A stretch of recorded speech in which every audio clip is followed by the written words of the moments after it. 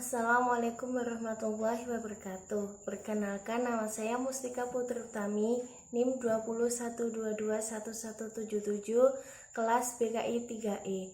Di sini saya akan menjelaskan tentang materi mengenai belajar sholat dengan Bisindo untuk mahasiswa tuli. Nah, teman-teman, saya di sini membuat video guna memenuhi tugas UAS mata kuliah BKI Inklusi. Nah, kita ketahui di sini saat orang tuli itu belajar atau biasa mahasiswa tuli itu belajar menggunakan kecerdasan visual. Nah, tepatnya disampaikan menggunakan bahasa yang mereka pahami, yakni bahasa isyarat yang kita ketahui atau kita kenal dengan istilah Bisindo. Bisindo atau bahasa isyarat Indonesia merupakan bahasa isyarat yang memiliki tata bahasa sendiri, yakni Bisindo memiliki dua struktur bagian utama. Yang pertama adalah abjad. Abjad adalah kata yang terdiri dari A sampai Z, dan yang kedua adalah gramatika. Gramatika adalah susunan tata bahasa pada setiap elemen sehingga membentuk suatu kalimat yang utuh. Nah, dalam contohnya mahasiswa tuli memvisualisasikan bacaan sholat menjadi bahasa isyarat tuli. Kita ketahui ataupun yang belum tahu bahwasanya mahasiswa tuli atau orang tuli itu memiliki kecerdasan yang lebih unggul dibandingkan kecerdasan berbasis audio ataupun linguistik. Nah, contohnya saja saat sholat, seorang mahasiswa tuli melakukannya dengan memikirkan arti dalam bahasa isyarat tanpa mengucapkan dan memikirkan bacaan sholat, yaitu dengan bahasa Arab. Saat mahasiswa tuli di PLD UIN Sunan Kalijaga dalam program khusus keagamaan untuk mahasiswa tuli terdapat 4 siklus yang telah dilakukan.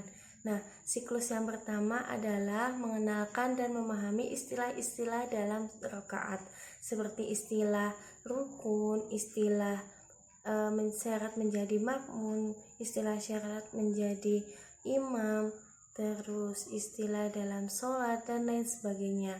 Siklus yang kedua adalah tentang visualisasi bacaan sholat dalam bahasa Bisindo sebagai basis komunikasi sehari-hari mahasiswa tuli.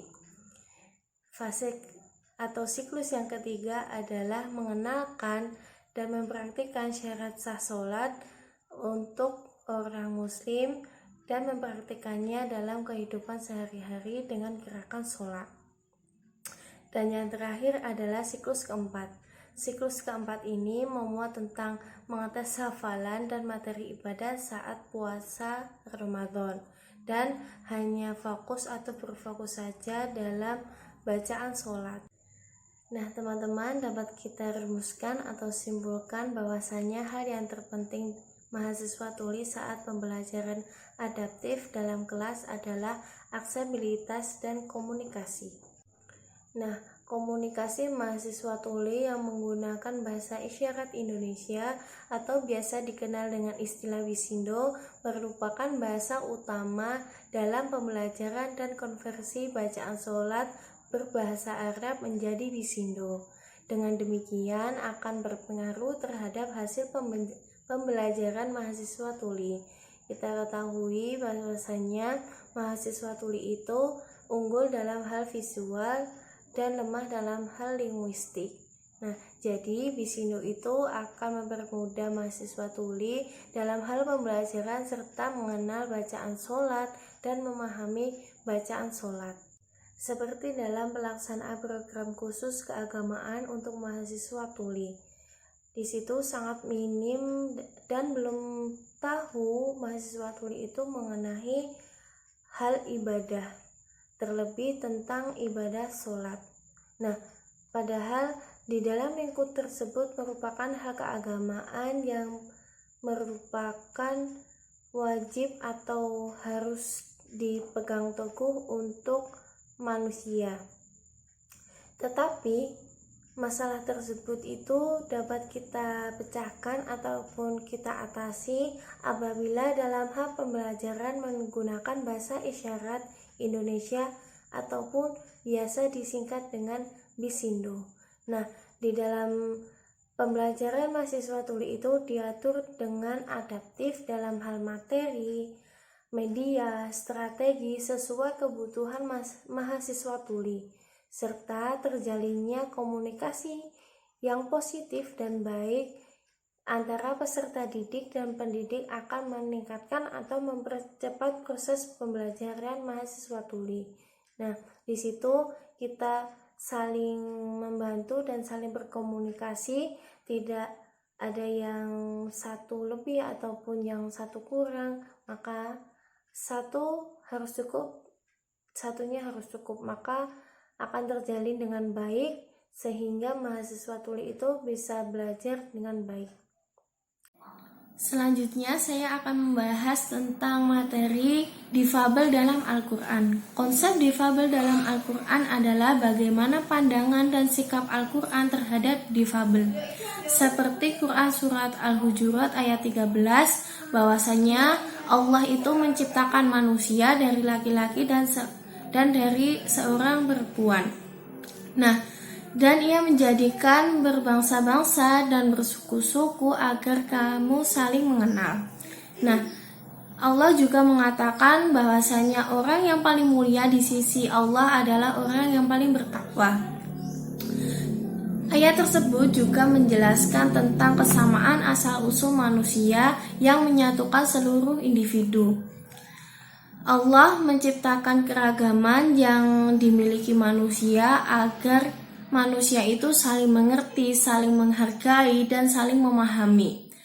Allah mengatakan juga bahwa kesempurnaan manusia atau kesempurnaan yang dimiliki manusia itu adalah yang utama tentang kecerdasan spiritualnya, bukan fisik ataupun mentalnya. Sejatinya, manusia itu diciptakan dan memiliki kesempatan yang sama untuk mengasah potensi yang ada pada dirinya. Al-Quran sendiri mengembangkan sikap positif terhadap difabel.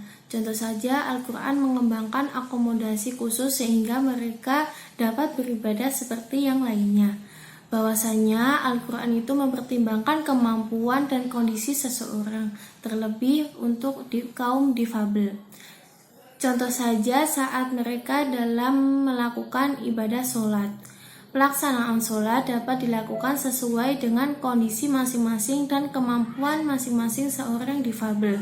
Sejatinya, Islam adalah